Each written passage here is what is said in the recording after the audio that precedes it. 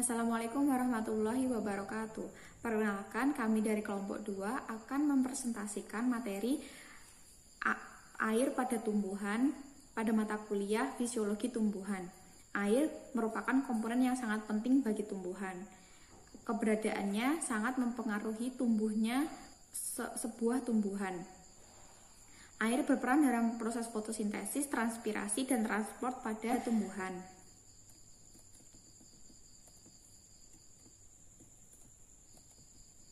Ada keseimbangan antara pengambilan air dan kehilangan air. Contohnya pada proses fotosintesis, air dibutuhkan pada proses berkembang dan memecah air menjadi molekul hidrogen dan oksigen. Kemudian air dikeluarkan dalam proses transpirasi.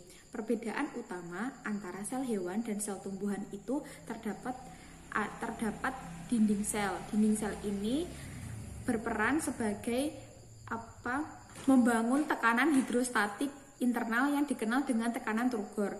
Tekanan turgor itu penting dalam banyaknya proses fisiologi termasuk pembesaran sel, pertukaran gas di daun, transport fotosistan di dalam floem, dan sejumlah proses transport melalui membran. Komposisi air itu paling banyak pada sel tumbuhan, sekitar 80-95% yang ada di dalam tumbuhan. Struktur molekul pembangun air itu ada molekul hidrogen dan molekul oksigen.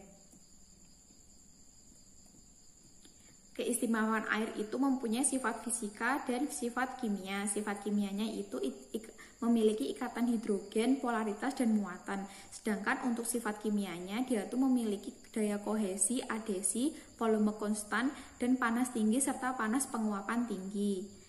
Kemudian gejala pada air itu terdiri dari transport yang melewati membran, kemudian ada transpirasi, gutasi. Untuk yang transport membran itu, masuknya air pada tumbuhan itu melalui rambut akar. Adanya kontak yang baik antara rambut akar dan partikel tanah menentukan area permukaan penyerapan air bagi tanaman. Tanah merupakan campuran partikel air, udara, dan senyawa terlarut. Air diikat pada permukaan partikel tanah. Kemudian koneksi antara air dan ruang-ruang di tanah adalah interconnected, sehingga air bergerak menuju ke permukaan akar oleh blood flow saluran-saluran karena gradien tekanan.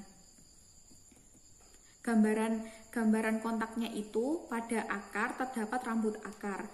Rambut akar itu nanti akan bersentuhan langsung dengan air, partikel tanah, rongga udara, dan partikel lainnya, sehingga air yang menyentuh pada bagian ujung rambut akar penting untuk keefektifan penyerapan air oleh akar.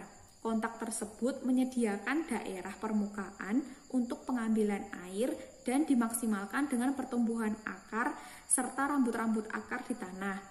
Rambut akar merupakan perpanjangan dari akar. Jadi rambut akar itu berfungsinya untuk memperluas daerah penyerapan air oleh tanaman.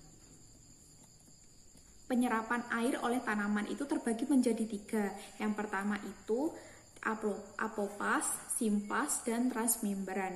Kalau apoplas itu melalui pita Kaspari, sedangkan simplas itu tidak melalui membran plasma. Kalau transmembran itu melalui membran plasma. Kemudian transpirasi. Faktor-faktor yang berpengaruh terhadap transpirasi itu ada faktor dalam dan faktor luar. Faktor dalam itu antara lain besar kecilnya daun, tebal tipisnya daun, berlapis lilin atau tidaknya permukaan, banyak atau sedikitnya bulu pada permukaan daun, banyak atau sedikitnya stomata, serta lokasi dan bentuk stomata itu sendiri. Kemudian faktor luarnya itu seperti udara, suhu, kelembapan, tekanan udara, angin, dan kondisi air tanah.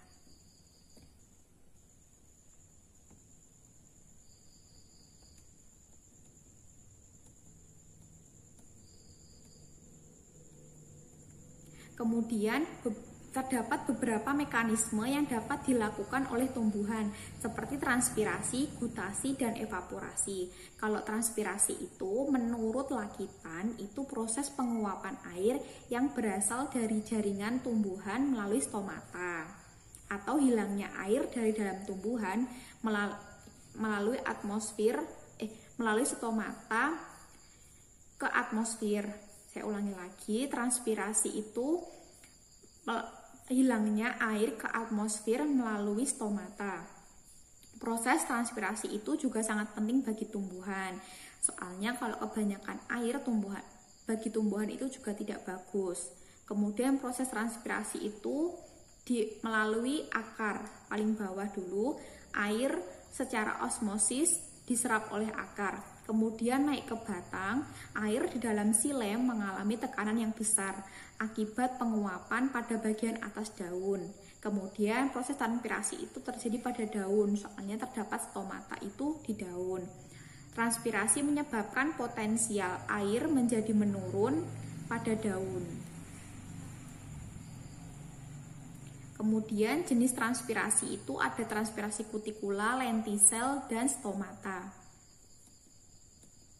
Manfaatnya itu membuang kelebihan air, pengaturan pembukaan stomata, dan pengaturan suhu daun. Dampak transpirasi apabila terjadi terus-menerus itu juga tidak baik, soalnya nanti tumbuhan akan mengering. Kemudian ada gutasi. Gutasi itu memainkan peran yang sangat penting seperti transpirasi. Gutasi menjadi alternatif apabila transpirasi tidak dapat dilakukan.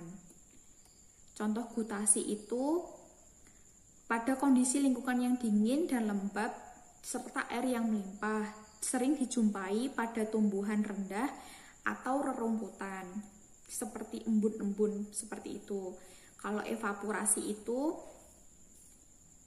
merupakan proses penguapan air yang berasal dari permukaan bentangan air atau dari bahan padat yang mengandung air. Evaporasi itu mempengaruhi laju transpirasi tumbuhan. Proses evaporasi akan mempercepat laju penguapan tanah. Sekian yang dapat kami sampaikan, kurang lebihnya kami mohon maaf. Semoga materinya bisa dipahami dan diterima dengan baik. Sekian dari kami. Wassalamualaikum warahmatullahi wabarakatuh.